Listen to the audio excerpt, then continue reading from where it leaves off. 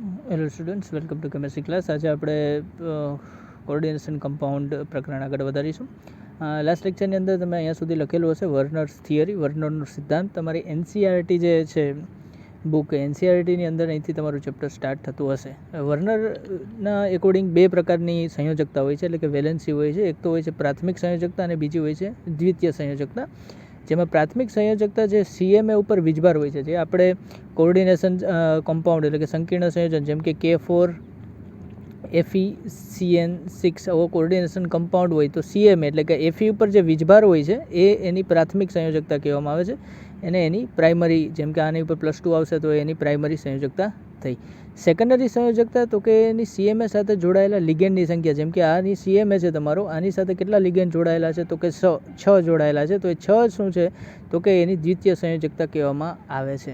હવે સીએમએ સાથે જોડાયેલ લિગેન્ડને નોન આયોનિક જે છે એને કહેવામાં આવે છે, નોન આયોનિક બોન્ડ કહેવામાં આવે છે. એનું રીઝન એ છે કે તમે જેવો પાણીમાં નાખશો તો તમને 4K+ મળશે, બરાબર, 4K+ આયન મળશે, અને એક 4- નેગેટિવ વાળો શું મળશે તમને, આખી પેટી મળશે, આખો આ મળશે. એમાંથી CN કંઈ અલગ થતા નથી.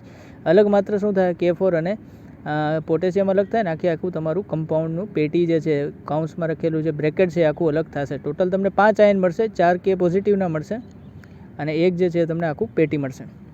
તો નોન આયોનિક બંધને મતલબ એકદમ સ્ટ્રેટ લાઇન વડે દર્શાવવામાં આવે છે, કારણ કે એ થતા નથી. ફોર એક્ઝામ્પલ અહીંયા આપણે CONH6 અને Cl3 લઈએ તો Cl3 ઉપર -3 ચાર્જ આવશે. Cl3 -3 હોય એને કારણે પેટી જે છે તમારી એની ઉપર +3 ચાર્જ આવે. આ 0 હોય એને કારણે કોબાલ્ટ ઉપર તમને +3 આવે. તો આની પ્રાથમિક સંયોજકતા થઈ CMA ઉપરનો વીજભાર જે છે તમારો 3, જ્યારે દ્વિતીય સંયોજકતા થશે 6, કારણ કે 6 લિગેન્ડ જોડાયેલા છે. આને આપણે લિગેન્ડ ગણતા નથી. હવે આને પાણીમાં નાખો તો શું થાય તમને, તો કે CONH6 3 પોઝિટિવ એક આયન બનશે, જ્યારે 3 Cl- આયન છૂટા પડે છે, બરાબર. માટે Cl- આયન કેવા છે તો કે આયનીકરણ પામે છે એવા છે, જ્યારે NH3 આયનીકરણ પામતા નથી. તો આયનીકરણ નથી પામતા એને આપણે સીધી લીટી વડે દર્શાવવું, જેમ કે અહીંયા મેં 6 એમોનિયા દર્શાવેલા છે, અને Cl- જે આયનીકરણ થાય છે એને ડોટેડ લાઇન વડે દર્શાવીએ. આનો બીજો વેરિએશન શું કર્યું કે મેં Cl3- માંથી એકને અંદર લઈ લીધું અને એક એમોનિયાને બહાર કાઢી નાખ્યો, વિસ્થાપન કરી નાખ્યું ક્લોરીનથી. તો હવે પાણીમાં 3 આયન બનશે, 2 ક્લોરાઇડના અને એક પેટી. તો X જે છે આની ઉપર કેટલો થશે, જે X હશે 3 હશે, તો એ છે એની પ્રાથમિક વેલેન્સી થઈ, દ્વિતીય વેલેન્સી થઈ 6. અગેન 6 શું કામે, કારણ કે 5 એમોનિયાના લિગેન્ડ અને 1 ક્લોરાઇડ લિગેન્ડ. તો આ વખતે જો મેં એ જ રીતે લખ્યું, પણ જે ક્લોરીન બહારથી અંદર આવ્યો છે એમાં મેં બંને લાઈન કરી છે. સીધી લાઈન એટલા માટે કારણ કે આયનીકરણ નહીં થાય, અને ડેશ લાઈન એટલા માટે કે બહાર બી નીકળી શકે છે, બરાબર. તો પહેલાં બહાર હતો એટલે અંદર આવ્યો, એટલે આવી રીતે આપણે વાત કરી. અહીં કૌંસમાં જે Cl છે એની વસ્તુ બહાર હતો અને અંદર આવ્યો, એને કારણે એવી રચના જોવા મળી. અગેન ફરીથી એક કર્યું તો આ વખતે મેં શું કર્યું, બીજો Cl પણ અંદર નાખી દીધો અને એક એમોનિયા બહાર કાઢી નાખ્યો. તો આ વખતે 2 વખત આવી લાઈન બનશે. અને નેક્સ્ટ મેં શું કર્યું, 3 આયન જે છે ક્લોરાઇડના અંદર લઈ લીધા અને 3 શું કર્યા, એમોનિયાના વિસ્થાપન કરી દીધા. તો આવી રીતની તમને રચના જોવા મળશે. પ્રાઇમરી તો 3 જ છે અને સેકન્ડરી વેલેન્સી પણ 3 રહે. હવે જેટલા વધુ આયન તેટલી વધુ મોલર વાહકતા. અહીંયા આયન કેટલા હતા, 0, કારણ કે કોઈ પોઝિટિવ નેગેટિવ છે નહીં. આને એવું કહેવાય કે આને સમઘટા દર્શાવે છે. તમે એનસીઆરટીના તમારા પેજ નંબર 245 કોષ્ટક 9.1 જોશો ને તો તમને આવા તમને 2 સંયોજન દેખાશે, બંનેના કલર તમને અલગ અલગ જોવા મળશે. તો બંનેના કલર અલગ અલગ જોવા મળે એનું કારણ જે છે, એનું કારણ એકમાત્ર એ જ છે કે સમઘટકતા જોવા મળે. કેવી સમઘટકતા જોવા મળે, જેમ કે 2 પ્લેન છે, અહીંયા 3 એમોનિયા છે અને 3 ક્લોરીન છે, બરાબર. 2 પ્લેન આ કયું છે, એક તો આ પ્લેન છે ચોરસ, જેમાં 4 પરમાણુ રહેલ છે, અને એક ઊભું પ્લેન છે આ રીતે, બરાબર. કોબાલ્ટ અહીંયા માની લો કે આંગળી જે છે મારી અંગૂઠો જ્યાંથી મેં પકડ્યું એ કોબાલ્ટ છે, તો નીચે એક ક્લોરીન હશે ને એક ક્લોરીન ઉપર હશે. તો આ એક સમતલ થયું. તો તમે કોઈ પણ એક સમતલની સામે જો આપણે શું જોવાનું છે, તમે 11મા ધોરણમાં આપણે ભણી ગયા મ્યુ, ચુંબકીય અથવા તો જેને આપણે કહેવામાં આવે છે દ્વિધ્રુવીય ચાક માત્રા. દ્વિધ્રુવીય ચાક માત્રા 0 હોય ત્યારે આપણે ગણીએ છીએ કે અધ્રુવીય છે, અને જ્યારે mu is not equal to 0 હોય ત્યારે આપણે કહીએ છીએ ધ્રુવીય છે. હવે તમે જો હું માત્ર એક જ પ્લેન જોઉં તો અહીંયા તમને જો બંને સામે શું દેખાય છે, ક્લોરીન દેખાય છે, બરાબર. તો એ ક્લોરીન જે છે બંનેની વિદ્યુત ઋણતા સરખી હોય, એકબીજાની મ્યુ કેવી થઈ જાય, કેન્સલ. એટલે આ કેસમાં તમારી મ્યુ કેવી થાય, 0 થાય. અને મ્યુ 0 થાય એને આપણે ટ્રાન્સ સમઘટક કહીશું, કારણ કે ટ્રાન્સ તમે જો તો ટ્રાન્સ કેવું હોય, આવું કંઈક હોય છે. ટ્રાન્સ આલ્કીનો લો, માની લો કે અહીંયા ક્લોરીન હશે, અહીંયા ક્લોરીન હશે, તો બંને એક નીચે ખેંચે એક ઉપર ખેંચે, અલ્ટિમેટલી મ્યુ શું થાય, 0. જ્યારે સીસ સમઘટક જોઉં તો સીસ આવું થાય, એક ક્લોરીન અહીંયા હોય, બીજો અહીંયા હોય, તો આ બાજુ ખેંચે, આ બાજુ ખેંચે, મતલબ બંને એક જ બાજુ ખેંચે, તો અહીંયા ultimately mu is not equal to 0 થાય. તો આ કેસમાં એક જ સમતલમાં સરખા સરખા તમારા પરમાણુ આવી ગયા, એના માટે કહેશું કે મ્યુ કેવો છે 0 થાય, એટલે ટ્રાન્સ સમઘટક. અહીં બે સમતલ જોવા મળે છે, જે મેં કીધું એક સમતલ નંબર 2, સમતલ નંબર 1. તમારે ટ્રાન્સ છે કે સીસ છે જોવા માટે એક જ સમતલનો સહારો લેવાનો. હું કહું છું કે જે ઊભું સમતલ છે એ જ લેવાનો, ઉપર અને નીચે જોઈ લેવાનો. જો ઉપર ક્લોરીન અને નીચે અમોનિયા આવ્યો એનો મતલબ કે બંનેની મ્યુ 0 થશે નહીં, કારણ કે બંનેની વિદ્યુત ઋણતા અલગ અલગ છે. તો એ તમારો કેવો થઈ જાય સીસ સમઘટક. જેમ કે અહીં સમતલ એકમાં બંને ક્લોરીન સામસામે છે તો મ્યુ નષ્ટ કરશે, એ આપણે વાત થઈ ગઈ. અને આનો બીજો જ તમે શું કરી શકો, તો કે બીજો એક બાજુ અમોનિયા આવી ગયો, એક બાજુ ક્લોરીન, તો આ કેવું થઈ જાય, તો કે સીસ સમઘટક. હવે કોઓર્ડિનેશન કમ્પાઉન્ડની અંદર આના બે અલગ અલગ નામ છે, જેમ કે ટ્રાન્સને મેરિડોનિયલ કહેવામાં આવે છે, જે આગળ આપણે વ્યવસ્થિત જોશું. અને જ્યારે સીસ હોય ત્યારે એને ફેશિયલ કહેવામાં આવે છે. તો તમારે એનસીઆરટીમાં જે એક જ તત્વના બે અલગ, એક જ સંયોજનના બે અલગ અલગ કલર આપેલા છે, એનું રીઝન શું છે, સમઘટકતા દર્શાવે છે. એક તો મેરિડોનિયલ હશે તો બીજો કેવો હશે, ફેશિયલ હશે. ઓકે, તો સમઘટકતાના બીજા એક્ઝામ્પલો પણ આપણે આગળ જોશું, પણ આ વસ્તુ યાદ રાખવાની છે, તમારે માત્ર આમાં જ જોવાના છે, ઉપર અને નીચે. બરાબર. નેક્સ્ટ આપણે વાત કરીએ ઓર્ગેનિક લિગેન્ડની. તો ઓર્ગેનિક લિગેન્ડમાં માની લો કે એરોમેટિક બી હોઈ શકે, એન્ટી એરોમેટિક બી હોઈ શકે, કોઈ બી હોઈ શકે. માની લો કે આપણે અહીંયા સમજો છો જેનું છે સાયક્લોપેન્ટાડાઇન. તો સાયક્લોપેન્ટાડાઇનમાંથી હું H+1 નીકાળી દઉં તો અહીંયા નેગેટિવ ચાર્જ આવશે કાર્બન ઉપર. હવે જો તમે 1 2 3 4 5 ને 6 6 પાઈ ઇલેક્ટ્રોન, તો 4n+2 રૂલ ફોલો કરે છે. ઉપર બધા જ sp2 હાઇબ્રિડાઇઝ છે, મતલબ આ કેવો બને છે, એરોમેટિક. અહીંયા કેવો હતો, નોન એરોમેટિક. તો નોન એરોમેટિકમાંથી એરોમેટિક બને, મતલબ સ્થાયીતા પ્રાપ્ત કરે છે, મતલબ આ ખૂબ જ સારો લિગેન્ડ બની શકે, મતલબ સારો એસિડ બની શકે. હવે આ એસિડ બની શકે તો એની પાસે બે ખાસિયત. એક તો એ માત્ર ને માત્ર એના નેગેટિવ ચાર્જના ઇલેક્ટ્રોન ડોનેટ કરશે તો તમને 2 પાઈ ઇલેક્ટ્રોન મળશે. નેગેટિવના નહીં કરે અને માત્ર ને માત્ર આ જે ડબલ બોન્ડના 4 ઇલેક્ટ્રોન ડોનેટ કરશે તો એને 4 પાઈ ઇલેક્ટ્રોન ડોનેટ કરી શકે. અને negative charge plus pi electron બધું મળીને આખો ડોનેટ કરશે તો કેટલા ઇલેક્ટ્રોન ડોનેટ કરી શકે, તો કે 6. તો આ કેવો છે, ફ્લેક્સિડેન્ટેડ લિગેન્ડ. આને કહેવાય કે ફ્લેક્સિબલ છે, એ કોઈ ક્યારે એને મજા આવે એટલા ઇલેક્ટ્રોનને દાન કરી શકે. જેમ કે એક્ઝામ્પલ હું લઉં કે માની લો કે એવું લઉં 6 ઇલેક્ટ્રોન દાન કરે છે, તો 6 અહીંથી આયરન. હવે આની ઉપર નેગેટિવ ચાર્જ તો એક જ છે, તો 1 -1 આની ઉપર, 1 -1 આની ઉપર, તો આયરન ઉપર કેટલો ચાર્જ આવશે, +2. કારણ કે અહીંયા જો વીજભાર તો એક જ છે નેગેટિવ, તો મેં અહીંયા માઇનસ જે છે એનો લીધેલો છે. ફેરોસિન સ્ટ્રક્ચર છે, આઈએમપી છે, બોર્ડ માટે તમને પૂછવામાં આવે છે, ફેરોસિનનું સ્ટ્રક્ચર જણાવો. સેન્ડવિચ બંધારણ છે. સેન્ડવિચ એટલા માટે માની લો કે આ એક બ્રેડ ઉપરથી આવી, આ બ્રેડ નીચેથી આવીને એફી જે છે તમારું કેવું બની જાય છે, સેન્ડવિચ બની જાય છે. આનું નામકરણ ઇન્ટરેસ્ટિંગ છે. નામકરણ ક્યારે હોય, જ્યારે કોઈ રિંગ દાતા તરીકે વર્તે છે આવા કેસમાં, ત્યારે ઈટા તરીકે એના નામમાં ઈટા લખવામાં આવે છે. અને ઈટાની ઉપર ઝેડ જે છે એનો પાવર હોય છે, એટલે કે એની ઘાત હોય છે.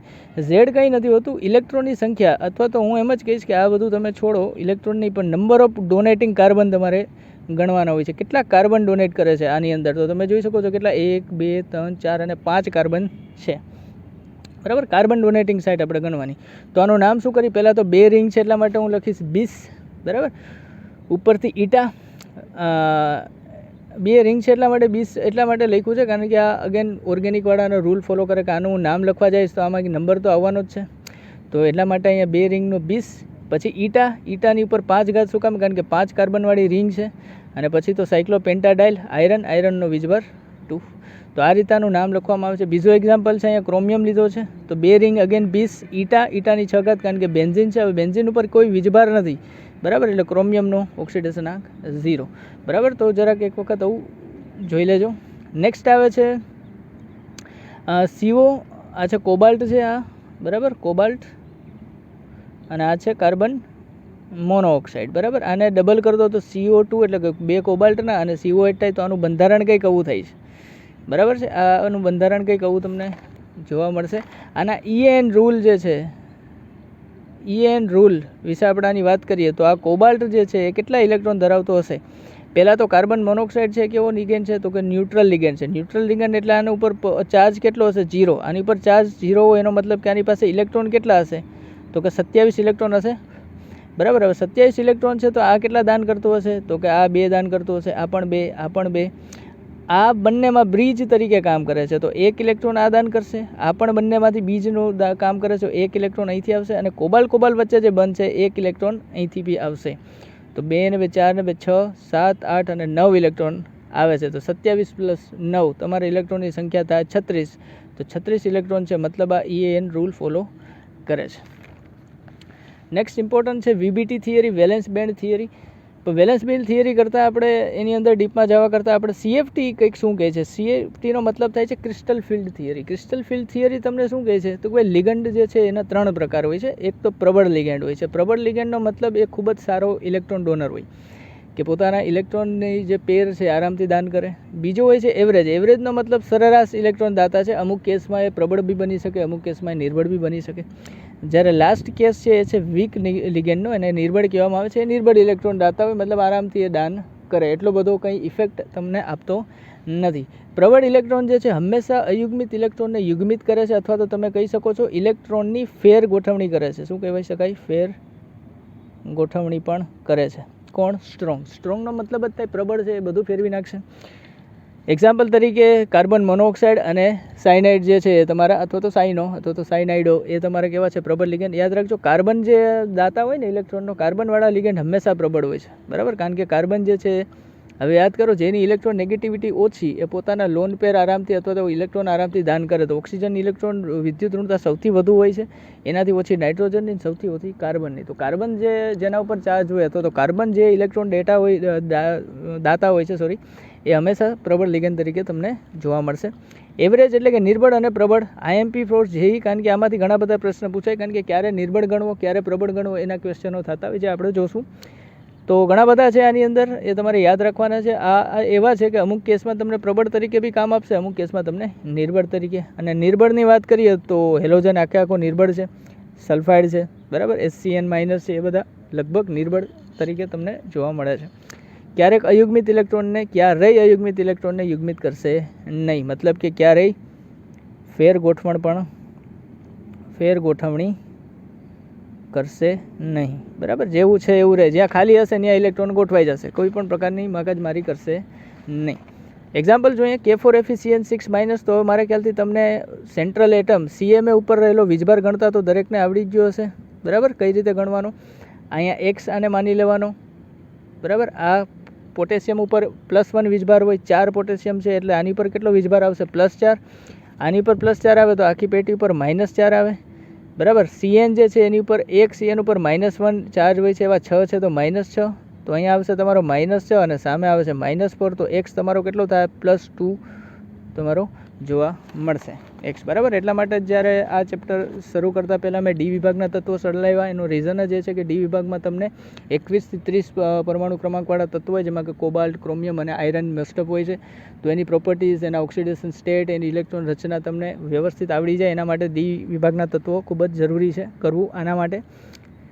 તો Feનો પરમાણુ ક્રમાંક થાય છે તમારો, બરાબર છે. આયરનનો થાય છે ઓલમોસ્ટ 25, બરાબર, સોરી 26. મેંગેનીઝ હોય છે 25, આયરનનો હોય છે તમારો 25, અને 25 એના પરમાણુ ક્રમાંક હોય છે. તો એની અંદર +2 મતલબ, સોરી 26માંથી 2 ઇલેક્ટ્રોન જશે, એટલે ટોટલ તમારે ઇલેક્ટ્રોન વધશે કેટલા? ડીમાં 6 ઇલેક્ટ્રોન વધશે. આયરનની ઇલેક્ટ્રોન રચના થાય છે તમારો 26 પરમાણુ ક્રમાંક. તો આર્ગનના 18, 4s2 એટલે 20, અને 3d6. હવે આપણી પાસે જે છે કમ્પાઉન્ડ, એમાં +2 છે, તો +2 મતલબ 4sમાંથી 2 ઇલેક્ટ્રોન નીકળી જાય તો 3d6. તો 3d6ના ઇલેક્ટ્રોન કેવા હોય? તો કે આવી રીતે ગોઠવેલા હોય છે, બરાબર. હવે આપણે વાત કરી હતી કે CN એક પ્રબળ લિગેન્ડ છે. પ્રબળ લિગેન્ડનું કામ શું હોય? તો કે ઇલેક્ટ્રોનની ફેર ગોઠવણી કરવી, બરાબર. તો એ કરતો શું હોય? ધ્યાન રાખો. જેમ કે માન લો કે આપણી છે Z છે, બરાબર. Z પાસે ઇનર ડી ઇલેક્ટ્રોન હોય છે, બરાબર. ઇનર ડી ઇલેક્ટ્રોનનો મતલબ શું થાય છે આપણો? CN- જે છે, સોરી, આપણે જેમ કે આ ડીની પાસે, Fe+2 પાસે 6 ઇલેક્ટ્રોન પડ્યા છે, એને શું કહેવાય? ઇનર ડી ઇલેક્ટ્રોન કહેવાય. હવે જેવો આની પાસે કોઈ પ્રબળ લિગેન્ડ અપ્રોચ કરે, પ્રબળ લિગેન્ડ એપ્રોચ કરશે, એટલે પ્રબળ લિગેન્ડ પાસે શું હશે? તો કે પોતાના ઇલેક્ટ્રોન હશે, અને એટલી ઝડપથી આની પાસે કરશે કે આના જે ઇનર ડી ઇલેક્ટ્રોન છે એ એકબીજાથી શું થાય? તો કે અપાકર્ષણ, રિપલ્સન થાય. અપાકર્ષણ થાય એના કારણે શું થાય? એનર્જી ઉત્પન્ન થાય, અને એ એનર્જીને કમ્પન્સેટ કરવા આ ઇનર ડી ઇલેક્ટ્રોન શું કરે છે? તો કે પેરિંગ કરે છે, એટલે કે યુગ્મિત બને છે, બરાબર. યુગ્મિત કઈ રીતે બનશે? જોઈએ અહીંયા. જેમ કે અહીંયા 3d6, Fe પાસે 6 ઇલેક્ટ્રોન હતા, CN-, હમણાં જ આપણે કીધું CN- કેવો લિગેન્ડ છે? પ્રબળ લિગેન્ડ છે. તો પ્રબળ લિગેન્ડ એકદમ એની પર અટેક કરશે, એટલે શું કરશે? પેરિંગ કરશે. પેરિંગ કઈ રીતે? આ ઇલેક્ટ્રોન જમ્પ મારીને અહીંયા જશે, આ ઇલેક્ટ્રોન જમ્પ મારીને અહીંયા જશે, અને તમને અલ્ટિમેટલી કંઈક આવું જોવા મળશે. 6 ઇલેક્ટ્રોન પહેલાં કેવા હતા? 2 યુગ્મિત હતા, બાકી 4 અયુગ્મિત હતા. જેવો CN લિગેન્ડ આવ્યો એ 6 શું થઈ ગયા, યુગ્મિત અવસ્થામાં થઈ ગયા. હવે આની પાસે ખાલી કઈ રહી તો કે 3Dના 2 ખાલી છે, એક 4S ખાલી છે અને 4Pના 3 ખાલી છે. કેટલા લિગેન્ડ ભરવાના છે? 6 લિગેન્ડ ભરવાના છે. તો 6 લિગેન્ડ આપણે અહીંયા ભર્યા. CN જે છે, એક CN શું કરે છે? લિગેન્ડ છે એનો મતલબ કે પોતાને ઇલેક્ટ્રોન પેર ડોનેટ કરશે. તો એક પેર અહીંયા આપી, એક અહીંયા, એક અહીંયા, એક અહીંયા. એની Dના કેટલા લીધા? 2, Sની 1 અને Pના 3. તો સંકરણ શું થઈ ગયું તમારું? D2sp3. બરાબર.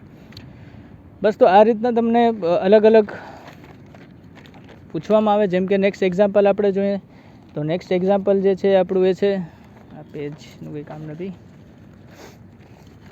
ઓકે, નેક્સ્ટ એક્ઝામ્પલ જે છે આપણું છે K4FeCN6. હવે યાદ રાખો 6 લિગેન્ડ હોય ને તો અષ્ટફલકીય તમારું બને. અને તમારા કોર્સમાં 12માના જેઈ હોય કે નીટ હોય, તમારા કોર્સની અંદર 2 જ છે. એક તો છે ચતુષ્ફલકીય અને બીજું છે અષ્ટફલકીય. એટલે કાં તો 4 લિગેન્ડવાળી સિસ્ટમ આપી હશે, કાં તો 6 લિગેન્ડવાળી. હા, 3 લિગેન્ડવાળા પણ હોય છે, 5 લિગેન્ડવાળા પણ હોય છે, જે આપણા સિલેબસમાં નથી. તો 6 લિગેન્ડ હોય તો અષ્ટફલકીય. અષ્ટફલકીયમાં 2 જ પ્રકારના તમને શું જોવા મળે છે? સંકરણ જોવા મળે. કાં તો D2sp3 જે હમણાં જોયું આપણે, જે પ્રબળ લિગેન્ડ ઉપર હોય, કાં તો sp3d2 જે નિર્બળ લિગેન્ડમાં જોવા મળે. બરાબર.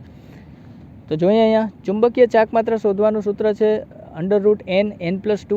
n શું હોય છે? તો કે અયુગ્મિત ઇલેક્ટ્રોનની સંખ્યા. K4FeCN6ના કેસમાં તમે જોયું હતું તો K4FeCN6 જ્યારે બન્યો હતો તો આમાં એક પણ અયુગ્મિત ઇલેક્ટ્રોન નથી. તો ચુંબકીય ચાક માત્રા કેટલી થઈ જાય તમારી? તો કે 0. વાત કરીએ K3FeCN6ની માટે તો આના માટે K3 છે તો આની પર +3 ચાર્જ આવશે. આની પાસે D5 ઇલેક્ટ્રોન હોય. અગેન CN એક પ્રબળ લિગેન્ડ છે. તો શું કરશે આ વખતે? તો કે બધા જ ઇલેક્ટ્રોન જે છે યુગ્મિત થવાની કોશિશ કરશે. પણ 5 ઇલેક્ટ્રોનને કઈ રીતે તમે યુગ્મિત કરો? ચલો 4, 2-2ની જોડી 4 બની ગઈ. એક તો ખાલી રહેવાનો જ છે, તો એ ખાલી એમનેમ છોડી દેવાનો. બાકીમાં શું કરશે? તો કે CN પોતાની લોન પેર આપશે. 6 છે. અગેન સંકરણ કેવું થયું? D2sp3. પણ આ વખતે મેગ્નેટિક મોમેન્ટમ તમને મળશે √3. શું કામે? કારણ કે એક ઇલેક્ટ્રોન કેવો છે? અનપેર છે. તો યાદ રાખજો, અનપેર ઇલેક્ટ્રોન છે, કંઈક ને કંઈક મેગ્નેટિક મોમેન્ટમ હશે. એનો મતલબ કે કેવો થઈ ગયો? તો કે પેરામેગ્નેટિક થશે, એટલે કે અનુચુંબકીય. સ્પિન મલ્ટિપ્લિસિટી યાદ રાખજો. કુલ સ્પિન અને કુલ સ્પિન મલ્ટિપ્લિસિટી અલગ વસ્તુ છે. સ્પિન મલ્ટિપ્લિસિટીનું સૂત્ર છે 2s+1, જ્યાં s શું હોય? ઇલેક્ટ્રોનની સ્પિન. ઇલેક્ટ્રોનની સ્પિન શું હોય? તો કે +1/2. બરાબર. જેટલા અનપેર ઇલેક્ટ્રોન એટલા +1/2 કરતા જવાના. આ કેસમાં બગડો એમનેમ. s કેટલો છે? તો કે એક અયુગ્મિત ઇલેક્ટ્રોન છે તો એનું આપણે લેશું 1/2 + 1. તો કેટલું થઈ ગયું? સ્પિન મલ્ટિપ્લિસિટી 2 થઈ ગઈ. તમને કુલ સ્પિન પૂછવામાં આવે કે કુલ સ્પિન કેટલી છે તમારા આની, તો કુલ સ્પિન કેટલી થાય? 1/2 જ થશે. બરાબર. કારણ કે એક જ ઇલેક્ટ્રોન છે. તો ટોટલ સ્પિન તમારી થઈ જાય 1/2. નેક્સ્ટ તમને પ્રશ્ન તમને આ જેઈવાળા કઈ રીતે પૂછી શકે? તો કે નિકલને કાર્બન મોનોક્સાઇડ ગેસ સાથે ગરમ કરવામાં આવે તો એ બને છે. અને પછી એનું તમને પૂછવામાં આવે કે તો એ સંયોજનનું તમે આમ મતલબ ચુંબકીય ચાક માત્રા ગણો, સ્પિન મલ્ટિપ્લિસિટી ગણો, સ્વભાવ જણાવો, સંકર જણાવો, એવું તમને પૂછવામાં આવે. તો કયો તમારો બનશે? તો કે NiCO4 બનશે. બરાબર. Carbon monoxide. તો અહીંયા તમે જોવો કે કાર્બન મોનોક્સાઇડ કેવો લિગેન્ડ છે? તો કે ન્યુટ્રલ લિગેન્ડ, તો 0 ચાર્જ. તો નિકલ ઉપર પણ 0 ચાર્જ. તો સંકીર્ણ થાય NiCO4. હવે 4 લિગેન્ડ હોય તો ચતુષ્ફલકીય બને. તો 2 જ થાય, sp3 અથવા તો dsp3. dsp3 કેવું બને? તો કે સમતલીય ચોરસ એનો આકાર થઈ જાય. જ્યારે sp3 કેવું હોય? તો કે સમચતુષ્ફલકીય. બરાબર. પ્લેનર મોલિક્યુલ હોય છે. આ પ્લેનર હોય છે, આ નોન પ્લેનર હોય છે. અલગ અલગ પ્લેનમાં તમારા પરમાણુ આવે.